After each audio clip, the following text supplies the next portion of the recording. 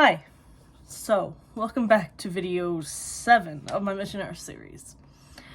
Now, I'm still on the Invaders Plan, I'm only about halfway through it, but once I start feeling better from the strep throat, I will start making longer videos to hopefully get through the series a bit faster for you guys.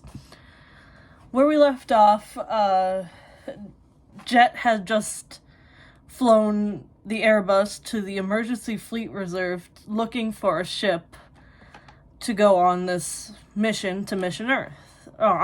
For Mission Earth, I should say. And Commander Krupp was skeptical of Sultan's presence, but the official orders calmed that down. So now, Jet, Krupp, and Sultan are going flying over the emergency fleet reserve, which is like a 40-mile long just base of a bunch of planes. Or planes is like ships, battleships, stuff like that. And Jet suddenly lands the Airbus after seeing a ship that he has a great admiration for, called Tug 1. This ship has engines like a battleship that are capable of hauling large loads, but it has so much energy that when it doesn't have any weight attached to it, these things can literally jump through time, apparently, which is kind of weirdly explained. Like, they're called time drives or something like that, and it's kind of hand-waved the way they're talked about. But it's also said that this ship has the potential to blow up, and that Tug 2 had blown up and, like, killed the entire crew, so, Krupp and this other old guy, they're really hesitant about giving Jet this, the ship. And Sultan, of course, does not want this ship for this mission, because, I don't want to blow up. And Sultan doesn't want to blow up. So, yeah, nobody wants to blow up. But Jet is in his own territory, and Sultan knows that there's no opposing Jet here, or, you know, these guys could jump Sultan at any moment if he even dares speak out against Jet, so there's nothing that he can do. However, a snag is hit, and Sultan is momentarily celebrating until realizing that Jet's gonna find a way out of this. Because Tug 1 is the fleet's property, and this mission was handed to the apparatus, which are two completely separate sections, and they cannot just take this ship, so they'll have to buy it. Now, apparently the fleet can sell these ships for, like, peaceful purposes to other people, like civilian, like, other, like, people. Like, I don't know who they're selling these ships to.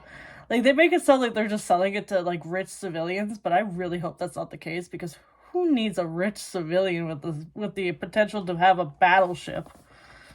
But Sultan hopes that this ship is going to be over budget, and of course, you know, Jet, in order to even convince them to sell this ship, is like, I'm gonna fix it, I'm gonna make sure that these engines won't explode on us. You know, of course, you know, he's leveraging all of his engineer background as a, hey, I promise I won't blow up on this ship.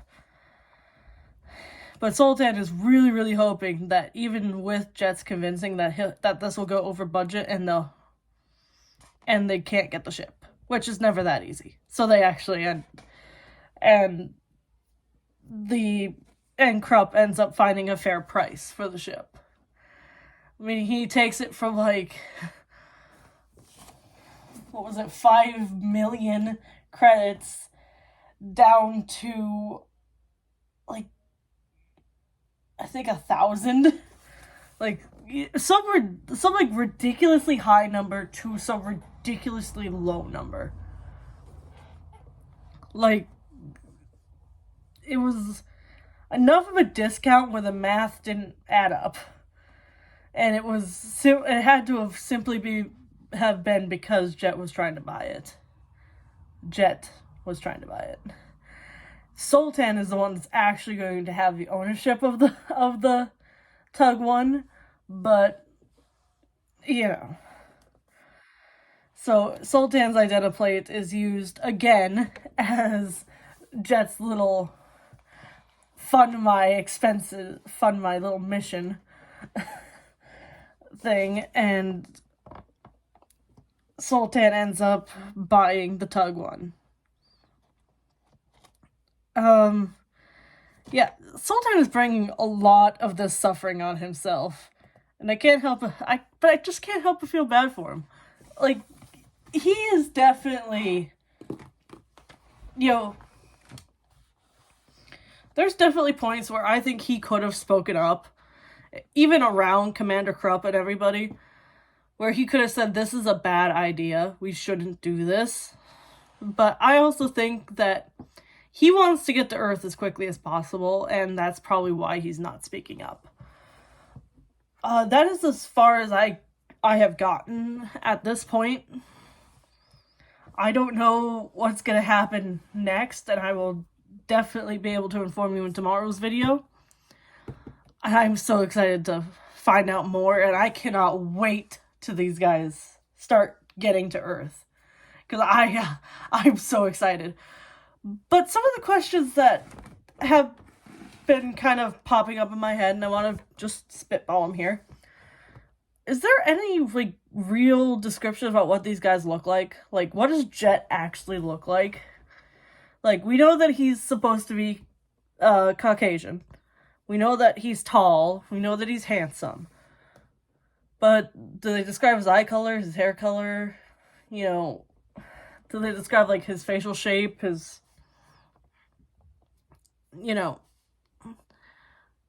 Do they ever describe Countess Crack's looks? Do they describe Sultan's looks? I know that they describe what they wear. They describe all the time what they wear in great detail. But I don't think they ever really use descriptors in the way of, what do these people actually look like? What's their hair color? What's their eye color?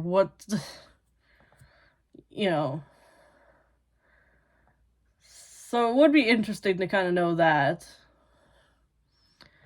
Especially since I am a cosplayer and I would love to cosplay these characters. But I don't know what these characters look like. So it would be very hard to do.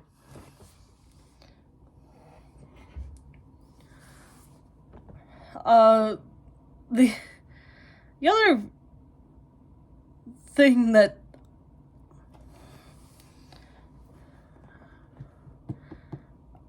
kind of bugs me is just Sultan's Sultan bringing a lot of his suffering on himself. He has such a major inferiority complex, and he doesn't know how to speak up. He wants to claim that everybody else is inferior to him, while he is not able to actually, go, this is a bad idea, we shouldn't do this.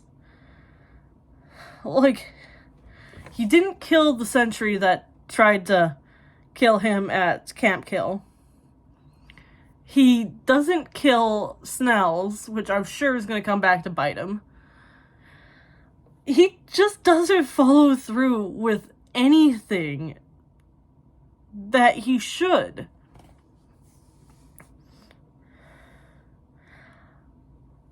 And I'm also getting the feeling that the Countess is going to play a large role later on, because, the Countess was the thing keeping Jet from leaving Spitos or Spitos. Why all of a sudden is he able to leave? Did he convince her to let him leave? Or is he smuggling her out? I want to see what's going to happen. I doubt he's smuggling her out because that would put too much alarm in the tower. But it would be a cool plot twist if he did smuggle her out. But yeah, those are just some of my thoughts as I was reading through. I didn't get a lot done because I've been kind of sick. But yeah, let me know what you think in the comments below. Like, subscribe, all that jazz. And yeah, see ya.